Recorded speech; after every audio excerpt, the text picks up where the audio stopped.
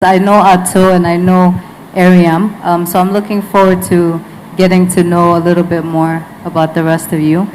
What I want us to do first is talk a little bit about what you do at your organizations. You can share your title with us and then just kind of talk a little bit about what your role is in your respective organizations. Start here? Okay. Hi, hello everyone. My name is Ashraf Abdul Wahab. You have seen me this morning. I work for Microsoft for Africa. I'm the Chief Technology Officer. What I'm doing is many things actually. Number one, I take care of the technology in terms of technology and regulations and policies. So it's both sides of the implementation of technology. I work with the innovation team on how to promote innovation in Africa. I work with other teams in the initiative, like the skills, on promoting the skills and the interns and volunteers. I work with the access pillar and also with the public sector innovation on how to promote innovation in public sector. So I have a kind of a cutting across function with all pillars of the initiative. All right. Hi, everybody. My name is Davide Piga. I work as an innovation and knowledge management specialist in UNFPA, the United Nations Population Fund. It is, for those of you who don't know, an organization that very broadly works to deliver a world in which every pregnancy is wanted, every childbirth is safe, and every young person's potential is fulfilled, which is a big, broad mandate, but basically it has a lot to do with youth. In my specific function of innovation specialist, I am based in the regional office for East and Southern Africa, which covers 23 countries. And I have a network of innovation focal points in all the country offices that we have. And right now we are running a flagship initiative which is called the Innovation Accelerator, which I manage. And it is basically a mentorship-driven acceleration program aimed at helping young entrepreneurs develop solutions, viable solutions, even business-wise, to pressing population challenges, especially related to sexual and reproductive health. Okay. Hello, everybody. Yeah, I wanted to wake you up. So my name is Ato Olsen Apia. I'm the director of the Ghana Think Foundation. We are a social enterprise, and our mission is to mobilize and organize talent for the primary benefit of Ghana and of the world. We mostly do this through one of our programs called the Barcamp Ghana program. I think there are a few people here who've been to some of our bar camps. And what we're trying to do with the Barcamp Ghana program is to build a network of changemakers, because there's so many problems around us and we need people who are going to make change. Doers, because we talk so much and complain so much and talk on radio so much and no one wants to do anything. And entrepreneurs. So we organize this around the country to build this network so that people can learn from each other and build with each other, etc. I'm very happy to see the Katasco people in the room. It's one of my favorite schools now because, okay, you can clap for yourselves. Because when we started our Barcamp program, it was mostly targeting people in tertiary institutions and people who were working. But in 2012, at Barcamp Hall, which I was at with this fine gentleman over here, some Katasco students came to the program and they got very interested in what we were doing. And before we knew it, they just invited us to they invited us to their school. And then we started our second program, which is called Junior Camp Ghana, which targets high school students and focuses on career mentoring and guidance. Because a lot of high school students are not very aware of the types of careers that are out there. They have a very limited scope of things that they could do with their lives. So we help them try and understand who they are so they can build skills and do whatever they want to do in the future. Thanks. Hello. So I am from Letty Arts, a game development company in Africa. I think we are one of the pioneers. What we are doing is using games and comics to retell our African history and folklore by creating cool superheroes from them. So we want to see Shaka Zulu as a superhero instead of the Shaka Zulu we know. We want to see Pharaoh, we want to see Kweku Anansi, we want to see Oya Shango, all these cool characters in the devices, the devices that are ubiquitous in Africa now.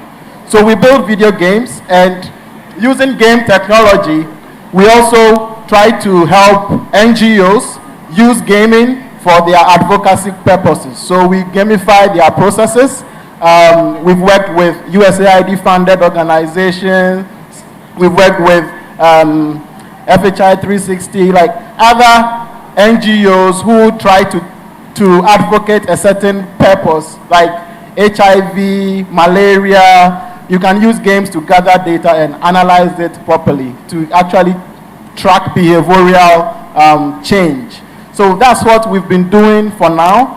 The superhero bit is going on really well. I just wrote a book about my life called Uncompromising Passion, of how the journey has been so far, and it will be launched next week, 4th November, which forms the basis of how the African gaming industry began from my perspective and how I'm living that journey. So I'm really happy to be here today. Thank you. That's amazing. Congratulations. Wow. All right. So now we're turning it over. Okay. Hello, everybody. Good evening. My name is Celeste Numun. I work for Andela. I work as a senior technical consultant at Andela. Basically, what I do at Andela is that I lead a team of software engineers at Andela and also work with our partners to understand their businesses and try to use technology to solve the problem. Andela is an elite software engineering company that sort of extends software engineering companies of other companies around the world. Thank you. Good afternoon, everyone. My name is Afrilabs. I'm a co-founder of She Leads Africa, which is a digital media company that provides access to information, resources, and events to help young women succeed in their businesses and careers. The idea is that we want to make it easier for individuals, regardless of where they live, who they know, and what connections they have, to get tools and resources that can actually help them move their career or business to the next level. Hello, I'm Alfred Rowe, a software engineer and founder of Afrilabs. Recently, one of our new products we've been running is Ego Tickets, which is an online event discovery and ticketing platform, which is used by most companies across Africa and organizers across Africa. So what Ego Tickets does is that the traditional way of selling tickets is to print tickets and then find physical outlets to distribute them, which is actually like, for instance, in Accra, you have 4 million people and the distribution units is just like about 20. Ego Tickets allows organizers to be able to distribute tickets across the internet without printing tickets, and they can also sell tickets offline. And today is the first time I'm meeting Sheila, who is also a client of ours.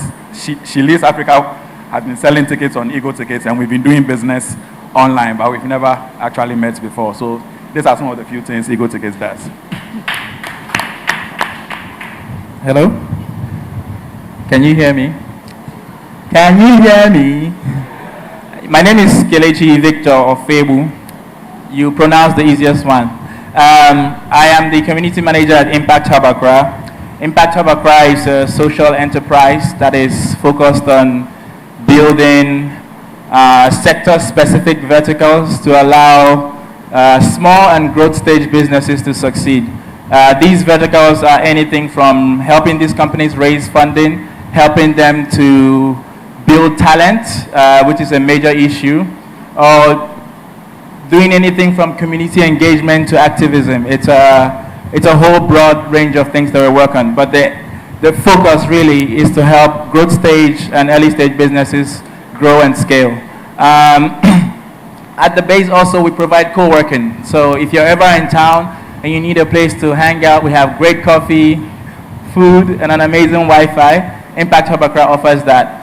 My role in the company is essentially community engagement. So I manage the entire community end to end, and I do operations as well. And all of this is made possible because we're able to leverage on technology. Without technology, our company wouldn't be where it is today.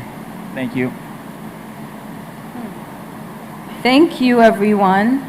I like that last statement. Without technology, I mean, can we all imagine where we would be and where our businesses would be without technology? I'm sure we'll still be living, we'll still be alive, but can you imagine? How do you feel when you go a couple of hours without your phone, your cell phone? Seriously, I'm really excited about this panel because I think we're all living through this era where we've seen and we continue to see how technology is changing every day and how it's shaping the world. So as we go, if I ask a question, feel free to answer if it pertains to you. If it doesn't, you don't have to answer it, okay? But I definitely want everybody to contribute to this great discussion. So the first question that I'm going to throw out to the panelists, what's the biggest impact you have seen technology contribute to social and economic development over the past decade? Over the past decade. Good question. Yes. Thank you, Nat. I was hoping the guys from Microsoft would take the plunge.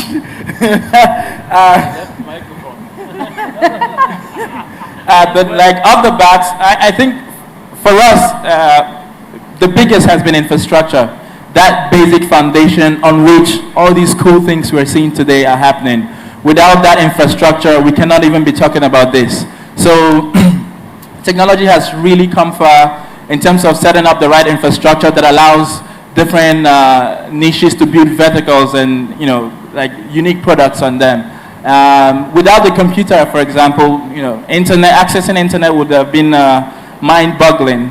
Without the deregulation of the telecom sector in West Africa, we probably wouldn't be here. We'll still be carrying our Mobitel and things around, not to throw shades. So I think the biggest for me really is the infrastructure that has been set up that allows people to build multiple layers on them.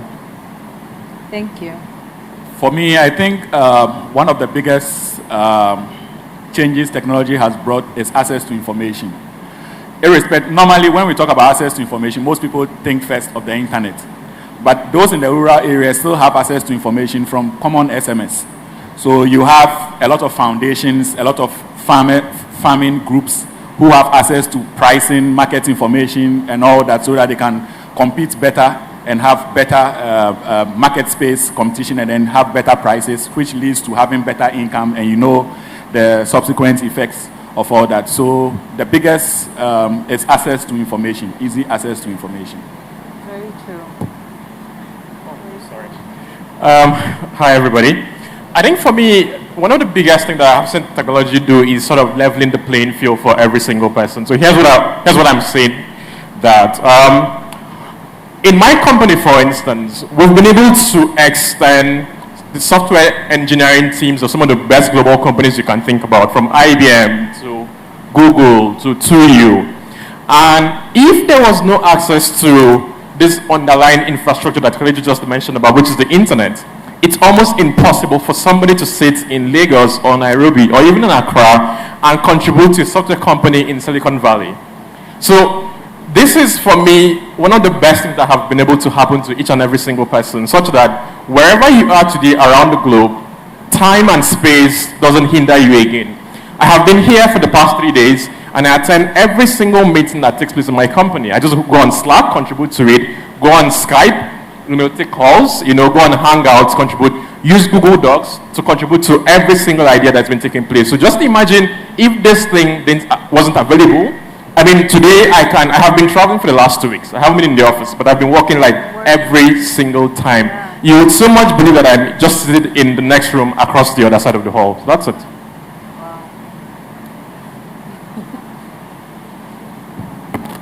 Okay. Yeah, so for me, I agree to the infrastructure. Like, infrastructure is ripe for innovation to happen in Africa. So in the early 2000s, you saw the telcos springing up and all that. And mobile phones were expensive then, late 90s. And now, Africa jumped over the regime of laptops, desktops, straight to mobile phones. So technically, in the world globally, we are leading them because we are using computers in our palms, right? So that is what technology has brought to Africa. So you can see a lot of innovation is springing up, and everyone is thinking mobile. And mobile has gone beyond just being on a phone, but actually meaning the software is mobile. Like it lives in the cloud, and the mobile is both TV, radio, phone, and all that, you know. So that's what technology has brought to Africa. True mobile apps are being built, which are actually cross-platform. So that's what I see, what has transpired. Well, I cannot think of one single technology that has had the maximum impact, but I can think of many. Within the last 10 years is also a very, very restricted time frame, but social networks, even if Facebook, I believe, was launched slightly more than 10 years ago. But it's worth mentioning, if not for anything else, it's because of the pervasive impact it has had on the way we communicate. You were talking about social change, social impact, and economic impact. Socially, let me just mention the Arab Spring, for example, less dramatically, economically. Try to think of a company that does not have a Facebook page or a Twitter page, or a Twitter profile. So social networks are definitely have been extremely impacting the society.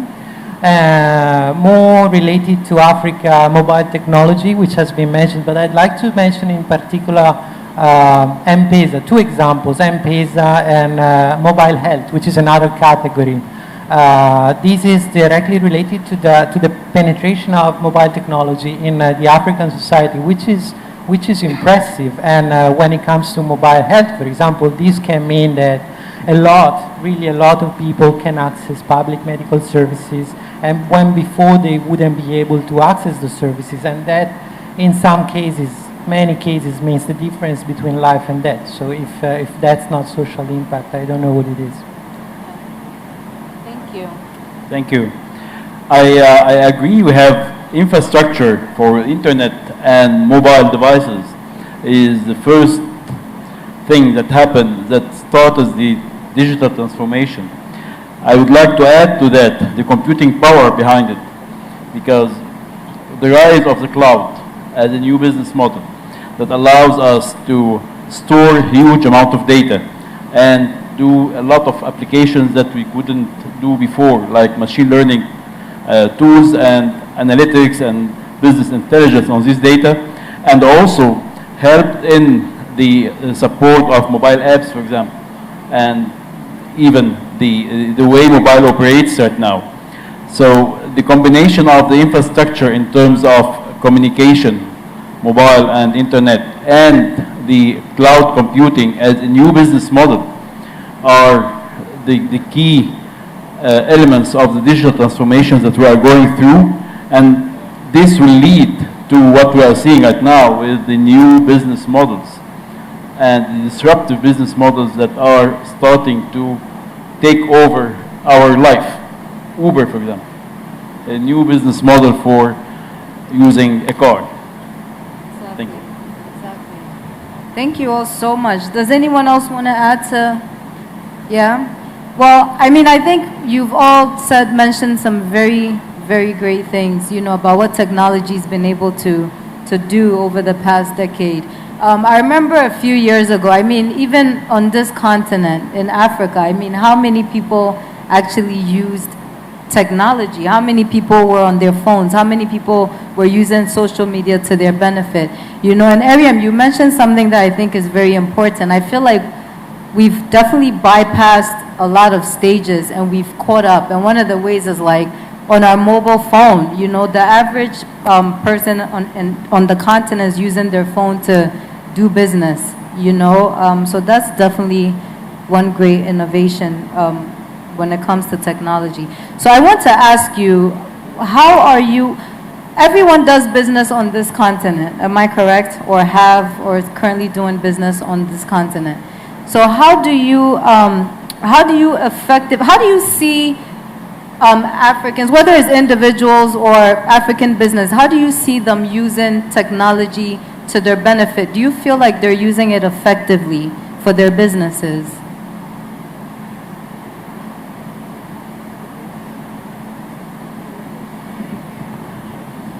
And then the second part to that is, after you answer, I want to know how you're using it effectively for your business or for the organization that you work with. So I think to a large extent, lots of African companies are taking a lot of advantage of it. Not to the full extent, but to the large extent we are. And internet is one huge aspect of it. The next one is the Ussd model, where those who don't know Ussd, your phone, when you dial star something something hash, then a menu comes. Most companies are using that now to sort of collect data or interact with customers. And this is without internet. And it's available across all mobile devices. So you sort of find people in the very rural areas where you don't have internet facility, but you have them using Ussd menus to either capture information. So you have people in the medical field who are on the field capturing data using pure Ussd, but at the cloud stage, this information is still going into a system where maybe somebody in the city is using maybe internet to access the information, but somebody is actually in the rural area just using a phone to capture. These are one of the areas we are really improving on. And you could also see that now we have the new crop of entrepreneurs coming are making huge use of social media. They are using social media to push their brands forward, which is much cheaper than the traditional medium where you have to advertise on radio, you have to put up billboards, you have to advertise in the papers, which cost a lot of money. And it has just some, you might not reach the entire, what do you call it, audience you want to reach. So these new entrepreneurs are using social media to its highest effectiveness. Like Instagram, they are putting their brand information there. They are putting lots of pictures about products. They are interacting with people. On Twitter, they are still reaching customers. On Facebook, they are using it for something else. So this is also helping businesses. For Ego Tickets, we use all these platforms. So for instance, we are a ticketing platform. People buy tickets online. But in Africa, how many people have full access to internet? When you are in the city, you have that luxury. But there are a lot of people away from the city and they don't have access to internet. They also need to have access to information. One of the things Ego Tickets is also doing is that we are trying to allow organizers still put their events online, ticketing information online, but those even in the rural areas or those without internet access can still access these events and buy tickets just by using Ussd. And these applications are across all mobile devices. So what it means is that if I'm a traditional organizer and I've created an event and I'm selling tickets, I'm selling 5,000 tickets. The traditional way is to go to maybe a shell shop, a supermarket, and then have the tickets there, and then advertise on radio that you need to go there. The problem with this model is that all your customers will need to travel to those places. But if you use, because of the technological advances like Ussd, once you have your events and your tickets online, you can just advertise that dial star 17 this hash. Anybody that dials that on their phone immediately has access to your tickets. Without logging onto your website? To your website. Okay. Where they don't have to use internet to do that. And they can buy. And they can even buy in their own local, mobile wallets that they want. So this is pure distribution strength for the organizer. Logistics has changed automatically. So these are some of the things we are using technology to drive. For the community that we work with, many people feel as if they don't have access to the networks or the connections to help them get that job or to get that introduction to an investor. So we've seen individuals using technology and the internet to upgrade their skills through online education, through classes, through advice on resume reviews, things that you normally would have to go to university for, or you'd have to have someone as a godfather to help you with. People are now finding ways to access that and go around the traditional barriers of information and of kind of social networks in person. For She Leads Africa, we have hosted events in about 7 different countries this year, but it's very challenging to host events in a lot of different places. So we see digital and we see technology as the platform that allows us to grow and scale. And the question that we're always trying to answer is, a lot of people say they're looking for mentorship, but what does that actually mean, and how can we create a digital model that provides that same touch, that same high touch, hopefully experience, but enables the person to access it when they want. So if they want to learn about a class or learn about a topic, they can access a 5-minute class. If they want to ask for advice, they can get coaching services online. If they want to share and talk about their products, they can do that through a forum. So breaking down a concept that traditionally had to be in person, face-to-face, and trying to disperse that and solve that need via technology is something that we're working on now. Thank you. Okay, so in my own company, we're an engineering company, and one of the partners that we worked with in Nigeria, it's a micro-lending organization called One Finance. What they do is they offer loan with almost no collateral. And the most brilliant thing about the company is that they do all of this from your mobile phones.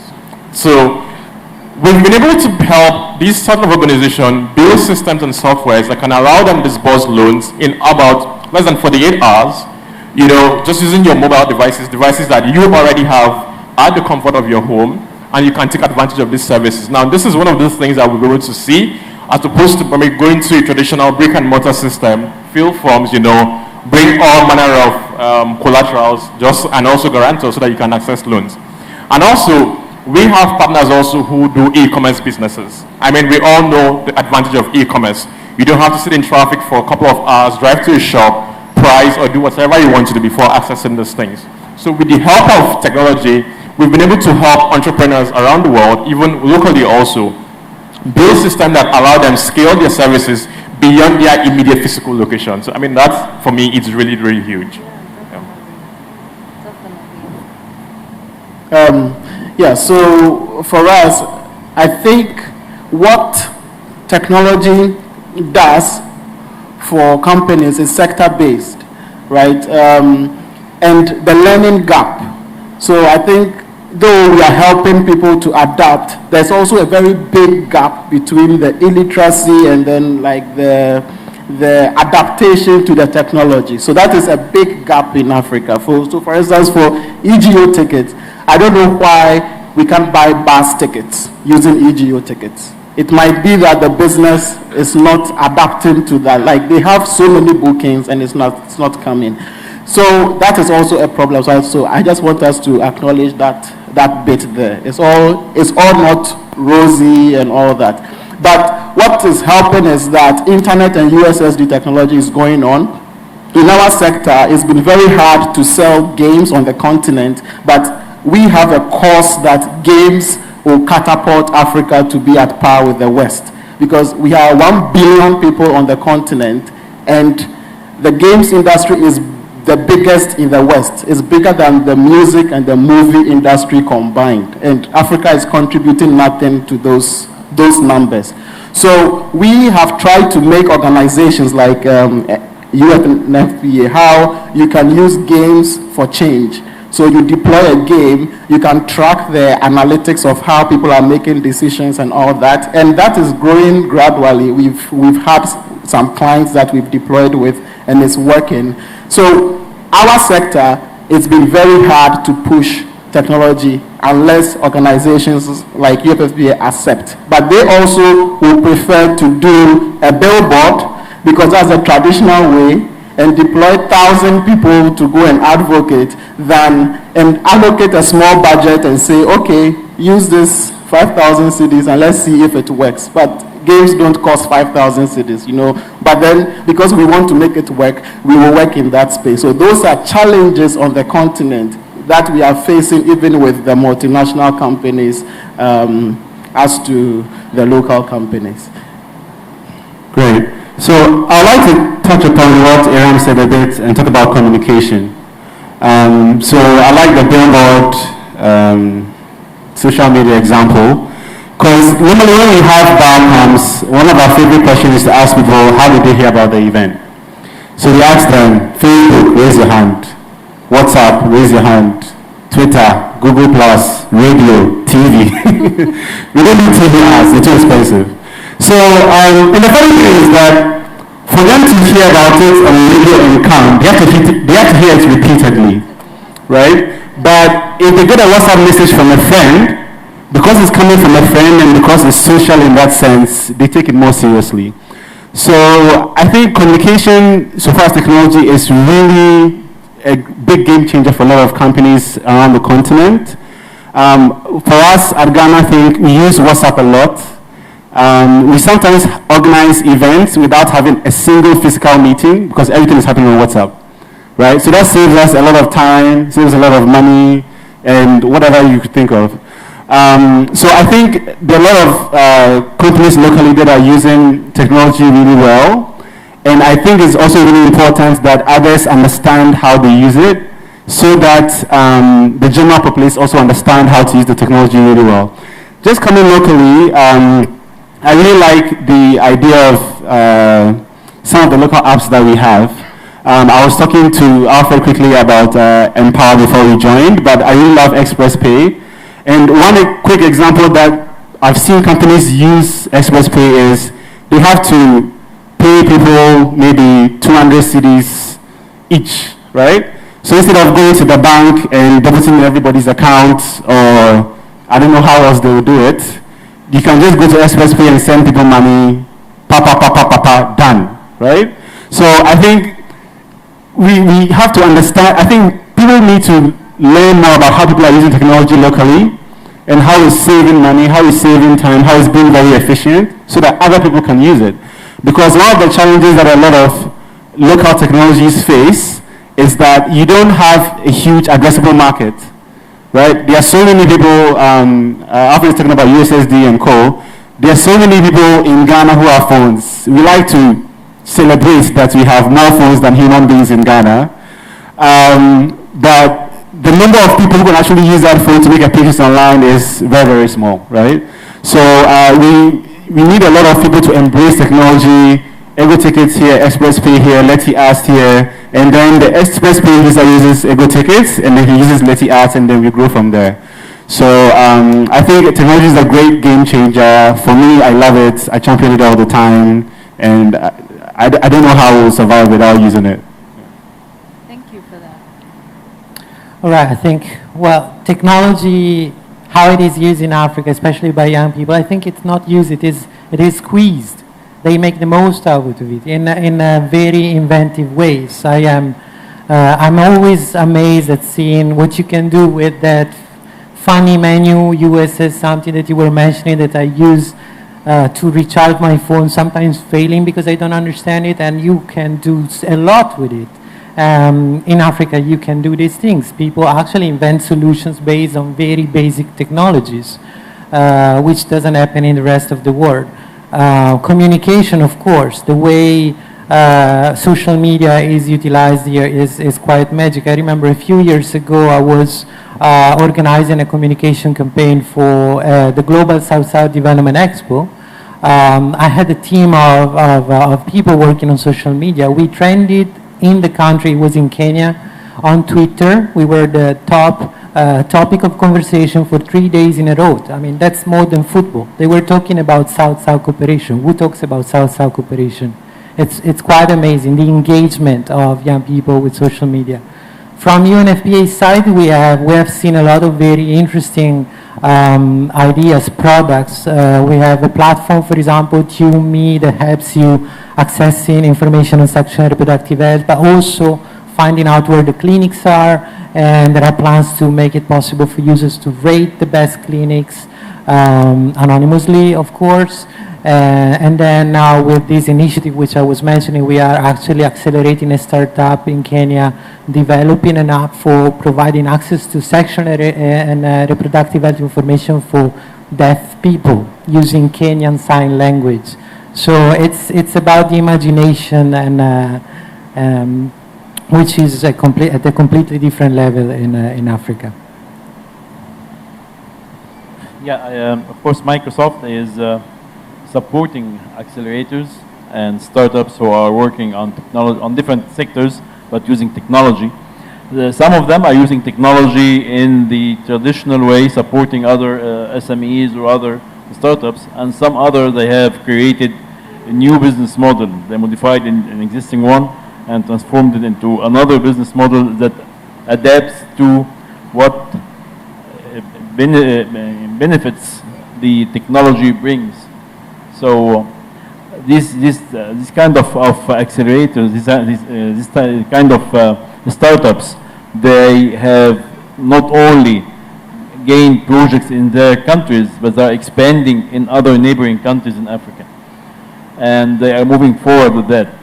For the communication part, we support digital communication for our supported startups, and they are fine with that. They see it as an edge and an important part of their success. Okay. Thank you all very much for that. So you mentioned that you love technology, right? I'm a little old school here. I won't tell you how old I am, but I'm a little old school. So for me, it's like a love and hate relationship with technology, and I'm going to explain why. Some months back, I read somewhere, I forget exactly where I read it, but the mailing service in the UK, they were thinking about delivering mail by using via air, but I don't, what is it? Yes, by using drones. And so another side of my side hustle is I'm an HR person, right? So I'm always thinking about jobs and people, you know. So when I read that, immediately for me, I said, oh my God, what is the average postman? You know, what is he going to do if this is what they're thinking about doing? Are they still going to have any, you know, is he still going to have a job? Is he going to be needed at his company? Okay, so then this brings me to my next question, okay? How would you address the concern that technology is taking away jobs and competing with businesses as opposed to creating jobs? For example, in the case of Uber and Airbnb. Okay, with the digital transformation age we are living in right now, it's kind of a fourth revolution that we are going through.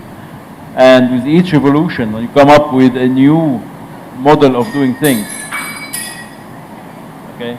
And with this new model, you create new jobs, and some jobs disappear or need to be restructured somehow or redefined somehow.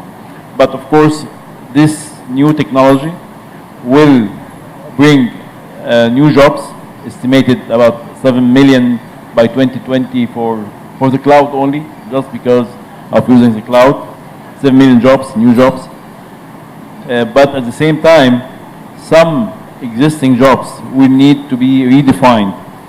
And it depends also on society. When you talk about the UK and the aging population in the UK, for them, they need more of automated tools to do things, because the existing human beings working, the workforce is shrinking.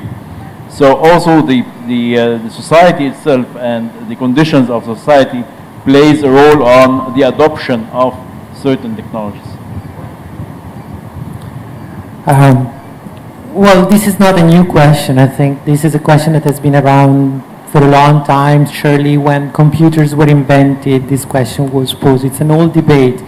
The thing is, for every job that you eliminate, there are specializations that you have to create. For example, in the case of, you mentioned Uber and Airbnb, it's not like people are not taking taxis anymore and finding accommodations anymore. They just do it in a different way. I would argue that now there are more people that are accessing those services than before because they are more affordable. They create revenue. They are systems and infrastructures to be created that create other jobs. And these things happen. They happen usually when the industry needs to be evolved. That's the way how the industry adapts itself to the modern times. Now it's funny that you mentioned drones, for example. We have done a pilot in UNFPA has done a pilot in Rwanda. using drones to deliver dignity kits for pregnant women as sexual and reproductive health tools, basically. And the thing is, it's not like people are losing jobs because we do that. If we manage to reach people in marginalized people in remote areas, it's more products to be delivered. It's more product that will be working on delivering those products. The difference compared to before is that we were not able to go there, simply. So I think it's worth it and necessary. Yeah. So I think the job market is really changing. So I mean, you can think of some of the really big companies and institutions that we had in yesteryears. Some of them have 10,000, 100,000 employees, but they are nowhere as valuable as Google or Apple or Facebook. I think when WhatsApp was bought by Facebook, we heard that they only had 55 employees, right? And almost everybody uses WhatsApp. So, but I think we've talked a bit about that. I would like to speak a bit about the idea of learning, right?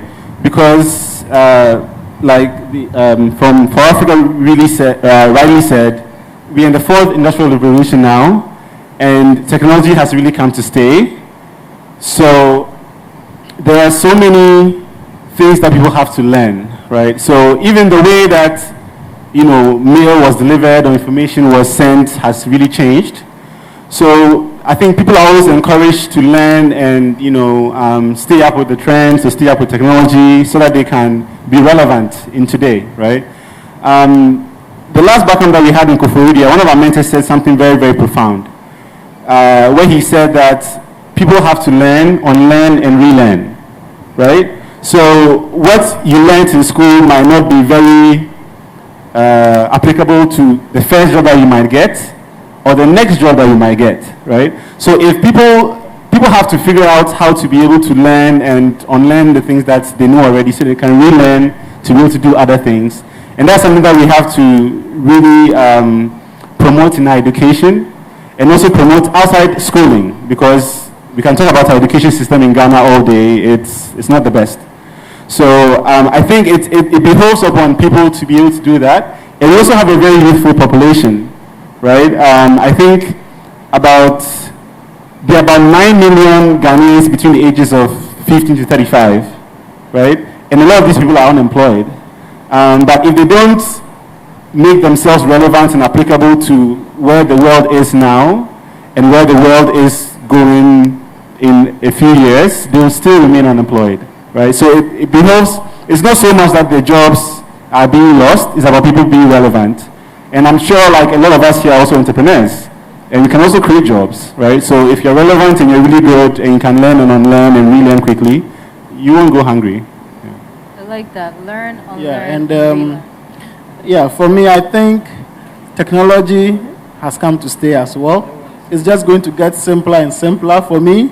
I like to just stay home and press Just a button. for you, it's only gonna and appear here and sit here and talk with you. And it's just going to get simpler. Automation is going to get to the point where your work will just be on and everything is done, and off and you go home. So people need to adapt. And in doing that, our educational system needs to improve, because education forms the basis. So if you keep education in the 70s and we are in the 2000s, then your learn, relearn will be very realistic. Though, like just literally, I'm just talking about it literally, though it's a concept. But if we upgrade the education to the point at which technology is, that everyone that comes out of it is relevant to the technology that is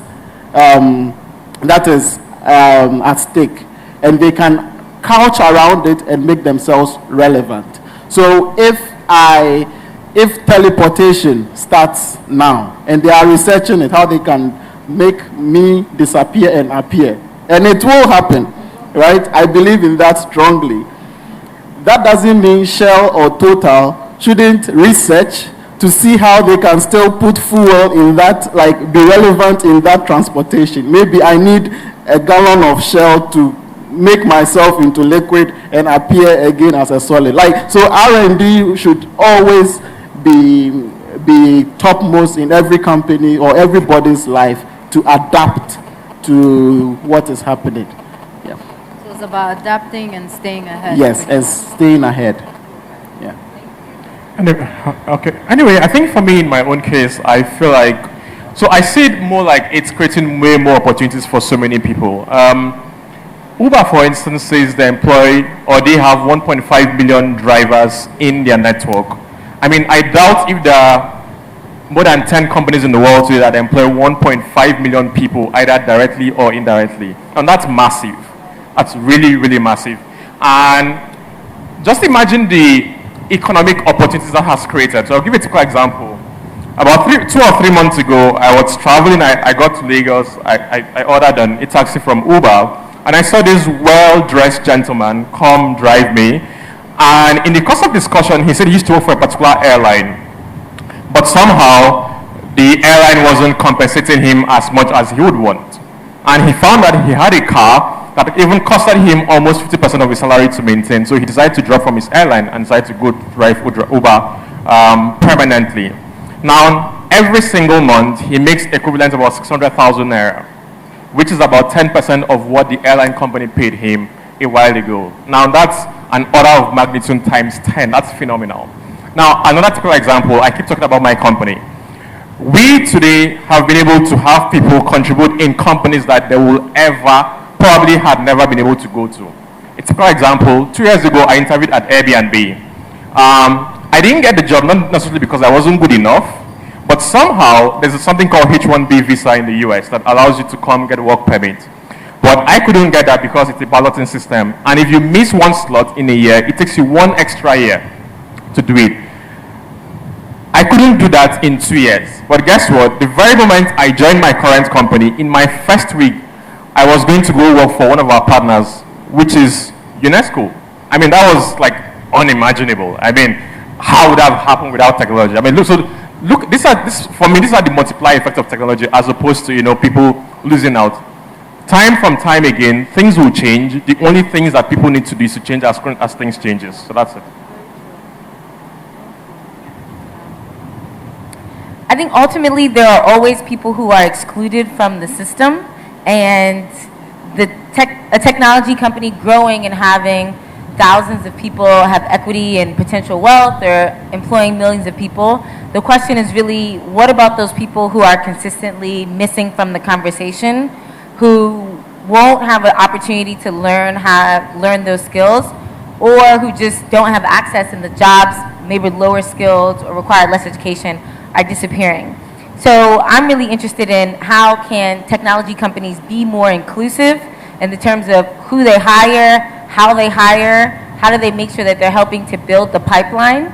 Because many times when we have this conversation, we say, oh, we or they should be training people, or they should be recruiting.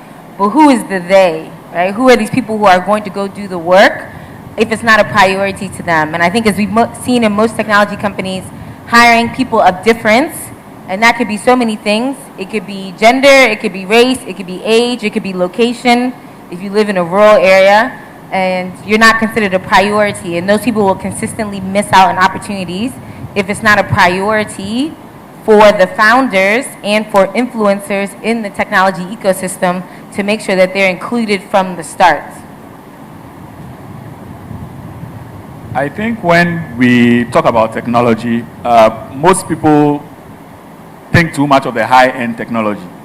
Sometimes people benefit indirectly, and they don't even know they are benefiting from technology. I'll read you a short paragraph. UNDP found out that 55% of women around the world get additional income by just having a mobile phone. And they also found out that 41% increase their income and professional opportunities. The difference is that, let's say, because of a mobile phone, there is somebody who is a plumber, maybe 2-3 kilometers from here. If he didn't have a phone, he is only accessible to people within his area. But because he has a phone, and you might know somebody within that area who is a friend. You might call your friend at home, I need a plumber. And he might say, oh, I have this guy. And you might call the person. By that worker just owning a phone, he's improved his reach, his what do you call it, opportunity reach. And it's indirect, just by having that phone. That's an advantage over another same person with the same profession, in the same profession, who does not own a mobile phone. Because at the point of call, you cannot reach him. So just by having a mobile phone, opportunities have been extended. Like my friend also said here, there are people now also in Africa working overseas, just over the internet. There are people, in fact, this popular company, 37 Signals, DHH was all the way in Holland, I think, when he was working for his startup. And he hadn't been in the US for almost about 2 years. He just traveled and stuff. He was in one whole other country, continent. And the companies were still working. And this is what internet has also helped. It's actually improved a lot of business opportunity, career opportunities. Because what it has done is that because of the democratization of information, people have better chances of making comparisons. You can actually see a lot of opportunities and now know that, oh, okay, if I apply at this company, I can have X, Y, Z opportunities. If I'm at this company, I can have X, Y, Z opportunities. So these are some of the indirect advantages that technology brings in, which gives people direct employment and direct income, which leads to other stuff that people don't really know about. I think everybody literally has said, has covered the entire gauntlet. But a quick one, for us as an organization, we've had, this argument has been around for as long as human existence has been. When we were gradually switching to the automobile age, they were asking how about the horses, the stable boys, the doctors, whose all that job is going to be lost. But everyone, somehow they lost sight of the fact of the multiple derivatives that these new industries will create. For us at Impact Hub, what we're really interested about is the social inclusion, like she rightly mentioned earlier. Throughout all the different advancements that we've seen, there is always a group of people that are excluded from all of that conversation, whether it's by choice of location, birth, whatever it is. There's always a segment of people that are excluded.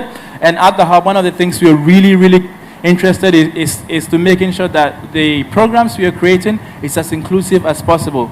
By making it inclusive, you're increasing the opportunities that people have to stay relevant.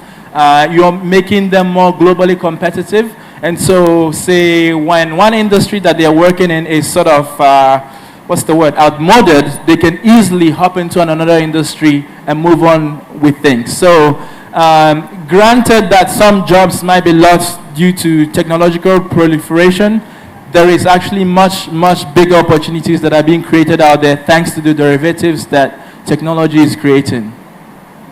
Thank you guys for that. I feel like I've definitely learned a thing or two. So now I love technology more than I hate technology. Yay. Okay?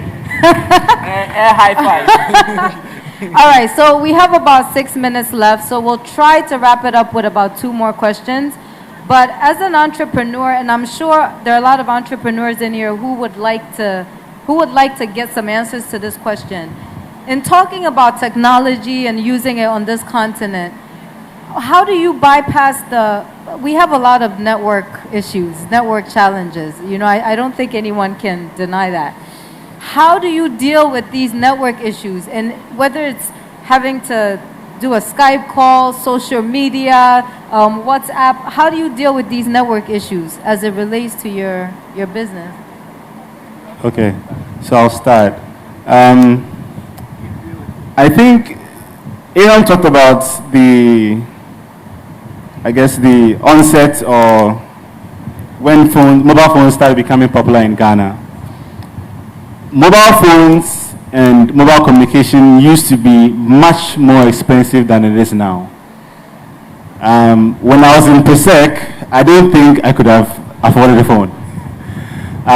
So I think costs are coming down a lot, and I think that's something that we really have to appreciate. There are I think, a number of options whereby you could do a really good Skype call in Ghana and not have it drop, but it's very, very expensive. So I think affordability is an issue. But I don't think that should stop us, right? There's a lady I met here, I met her before at Barkham Takrade, Edwina, I don't know if she's still here. And she was telling me about her story of how she went online to look for ways to build a website and built a website for a high school, right? And I'm sure she was like 16 at that time, okay? So I think if people are really driven, I don't think that should be something that should stop us. And especially if we are surrounded by stories like hers, whereby she's been able to learn how to build a website for her school at 16. And in fact, she's in a public school where she doesn't have internet at the school. So this means that she's actually using the internet when she's not in school, right? So I don't think, if she has a story like that, I don't think we should have any excuses. So I think whilst we are surrounded by more of these stories and they are real and we know the people who are behind these stories, I think we can do better, but the affordability really has to come up. And I think as there are more options, as there's more competition, I think eventually prices will come down and we can afford the much better options. I think Africa should take advantage of new technologies related to broadband, cheaper technologies, because investing in the infrastructure is expensive, and there are some communities that you cannot reach because of their geographical location, for example, or it is not effective for the companies to have lines over there, so to cover it. So it's important to think of other technologies for access to the internet that are cheaper and provide the right coverage. I think I'll take you a bit back so that we can appreciate where we are today in terms of technology.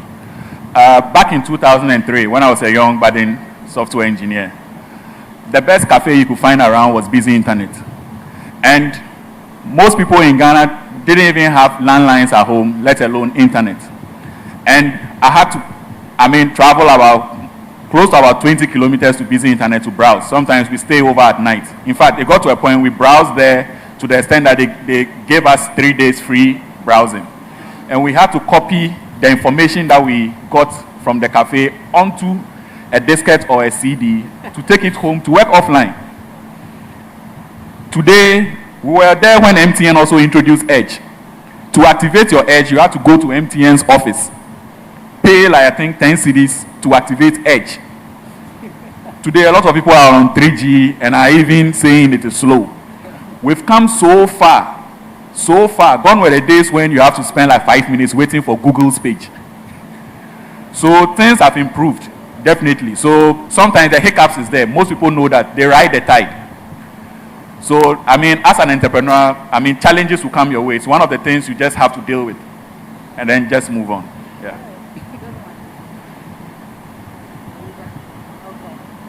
So we have about, what, a minute left. Does anyone want to say something profound about technology to wrap this up? Sorry. Okay. Hi, everybody. Okay, so here's one of the most respected people that I love so very much. His name is Mark Andreessen. He is the founder of Netscape. And he says something about technology. Opposing technology is like standing on the tarmac. If you don't leave, while the plane is taxiing, it will crush you, it will run you over. What does that mean? Step away from it and run with the plane, or if you stand there, you will be killed. My point is, follow the times. If you refuse to follow the times, I'm sorry, we can't help you. Nobody can take you along. That's it. One of the things I love about technology is that it gives people a better playing field. For me as an entrepreneur, if I had to do business a traditional way, I don't know where I will even get capital to start from. But I run my business from home. I have a home office, and I run my business, and I compete with some of the toughest companies in the world. And this is all due to the fact that technology has become cheaper. I'm able to afford things at a cheaper rate, and internet has given me a platform to even access customers beyond just my physical location. So this is what technology brings to a lot of people, opportunities across wherever they are. It has cut all that borders away, and it's created a borderless, marketplace for people. Anyone else on this side? Go ahead. One last one. Okay. So use technology for your own good, for your own benefit. It's really good. I've seen architects live on just making virtual buildings for video game companies and getting paid. They don't have a single building in real life, but they have buildings in the virtual world. I've seen artists who have never designed for print houses or billboards, but they've designed for virtual worlds. So that is the opportunity technology brings to the real life. So try to take advantage of it, learn how to use your talent, learn how to digitize your talent, and take advantage of what is there and make some money for yourself. Okay. If you want to be world class, use technology very wisely.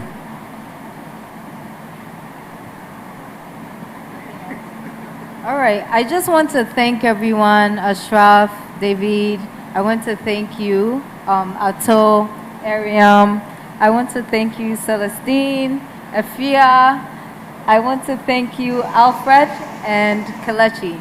So thank you guys so much. I think a lot of important things has been said, you know, and I'm a big advocate for technology. I'm an entrepreneur, and honestly, like with technology, I feel like you have no excuse. You know, not only can you just reach a local audience, you can also reach a global, more international audience, and with whatever products you have to showcase. So I think we should definitely use it, but then learn to use it effectively. So thank you all so much.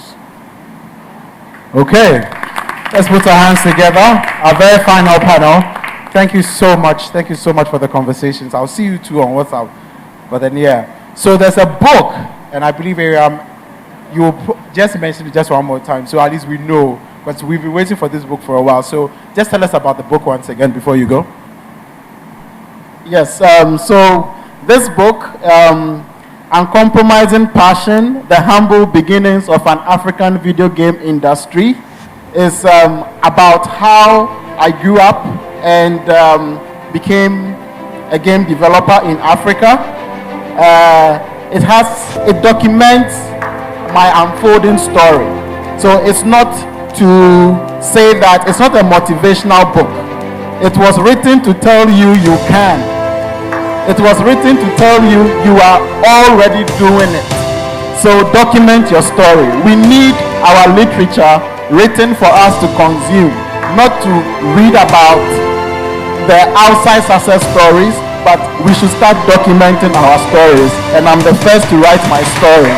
So the launch is next week, 4th November, at the Meltwater School of Technology, and I'll expect you all to be there. Thank you very much.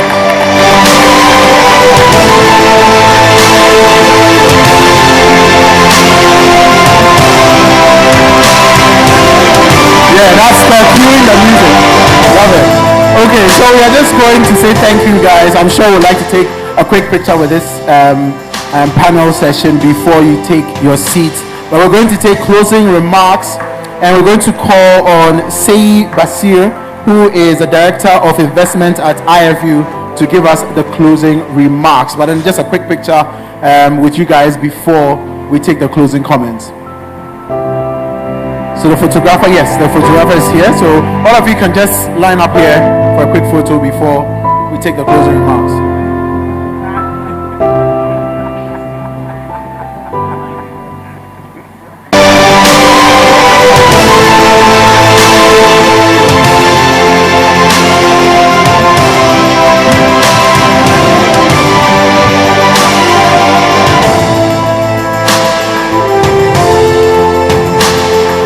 Osei Basir, if you're here, we'd like you to come up and give us the closing remarks.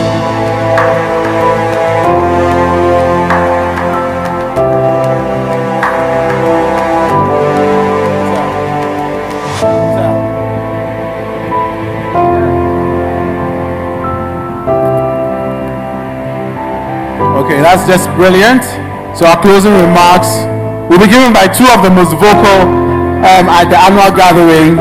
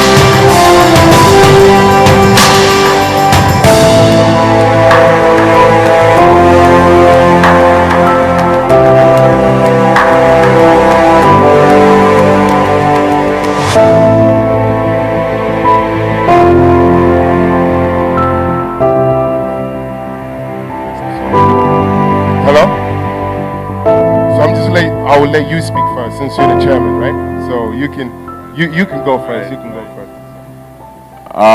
I just want to thank you all. This has been an amazing event. Amazing event. Please give yourself a round of applause. I'm sort of, so if I choke up now, you can forgive me, right? Because this event has surpassed all our expectations. The number of people that have showed up, connecting online. You guys have been training for 3 days. I think Twitter is burning up right now, tired of you guys. The connectivity online, guys have been streaming. We even had more streaming, more people streaming and people in the hall. So it's been amazing. The connections, just this afternoon, I was talking to a young man who runs one of the CICs here in Ghana. And he said, I joined the industry 3 weeks ago. I came here and I've recorded every session because I've learned how to run my CIC just at this place. So this has been an amazing event on behalf of the board of Afrilabs, on behalf of all the 50 plus members of the organization, member hubs, on behalf of the great sponsors of the event, MAVC, on behalf of the advisory board of Afrilabs and co-founders, as well as all the good people, startups working out behind the scene to make this possible, and most importantly, our very hard-working secretariat. I want to say my heartfelt thank you. Thank you for coming out. Thank you for making this happen. And most importantly, thank you, Ghana. God bless you all, and we hope to see you sometime next year. And real quick, so again, I would like to say thank you to everybody that turned out. My team, man, you guys are awesome. The iSpace team. Without you, this would never have been possible. Oh, yeah. So some kid from Takrady just drew this yesterday. That's awesome. And thank you to MAVC sponsoring this. Everybody that came out all through the 3 days, we really appreciated everything that you've done. I hope you got good things out of this whole event. And hopefully we'll see you again next year. We're in another country. So keep building your dreams, and iSpace is always here to support you. So thank you.